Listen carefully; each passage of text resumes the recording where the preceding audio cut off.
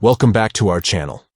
In this tutorial, we will guide you on how to enable auto-delete for all messages for a specific period in Telegram on your PC. Let's get started. Step 1. Open the Telegram app on your PC. Step 2. Click on the 3 lines at the top left corner of the screen. Step 3. Select Settings from the menu. Step 4. Click on Privacy and Security. Step 5. Look for auto-delete messages and click on it. Step 6. Click on Set Custom Time. Step 7.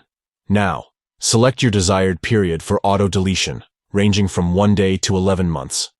And there you have it. You have successfully enabled auto-delete for all messages for a specific period in Telegram on your PC. Now, messages will be automatically deleted after the selected time period. Thank you for watching this tutorial. If you found it helpful, don't forget to give this video a thumbs up and subscribe to our channel for more useful tips and tricks.